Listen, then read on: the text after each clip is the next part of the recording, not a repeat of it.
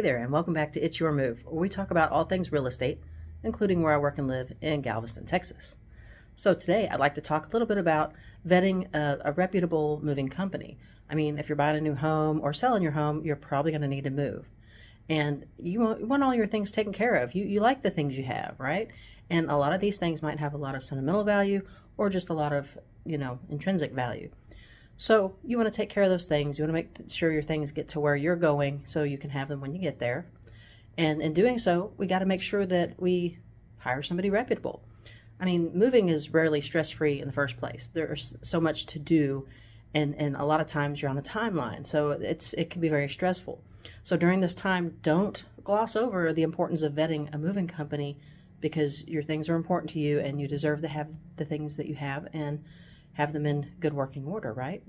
So let's vet several companies, not just one, because you have to compare, make sure that you're getting a good deal and that somebody is on the up and up. Watch out for these red flags.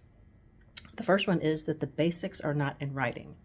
Obviously, you're going to want some things in writing. We would love to be able to take everybody at their word, but we can't. So be suspicious if the movers don't provide a written cost estimate or they say that they'll figure out the charges after loading because, those charges can change. So you want everything in writing before they come and start putting your things in a truck, right? So think twice if your movers or a broker who works with movers gives you an estimate without inspecting your things first, right? They need to know how big are your things? How many things do you have? How many boxes is it going to take? Because that's how they estimate, right? So if they don't take a look at all your stuff or even ask you how many things do you have, that's a red flag for sure. So does the estimate seem low compared to other written estimates? Remember, we're supposed to be getting multiples, right?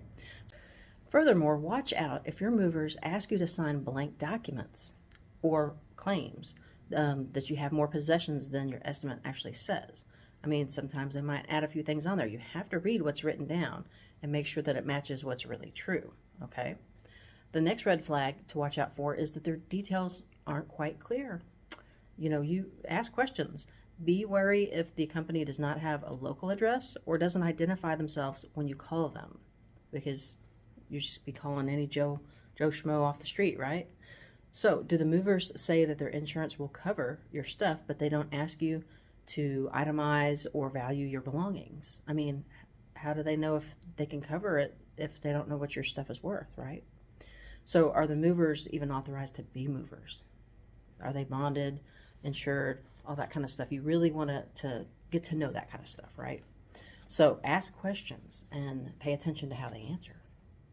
So you can look up, by the way, you can look up companies in the Federal Motor Carrier Safety Administration's Registered Movers Database. Consider checking out the Better Business Bureau as well. I didn't know this, but movers they have to be registered in this database. So check out the Federal Motor Carrier Safety Administration's Registered Movers Database. It's a good resource, okay? So also another red flag is that they didn't share the required information. Did you know that movers and moving brokers are required to give you a copy of your rights and responsibilities when you move? They have to provide that to you. That's a little booklet. And they also have to provide something called Ready to Move, and that's a brochure. Did you receive it? Make sure you receive it. Then you'll know they're on the up and up and they're trying to do the right thing and, operate above board. The other thing you want to look out for is a significant payment is required up front. Are the movers asking for a large deposit before the move? They probably shouldn't be. Some sort of deposit may be required, but it shouldn't be a large sum or even required in cash. That's a big red flag. That you shouldn't have to pay in cash if you don't want to.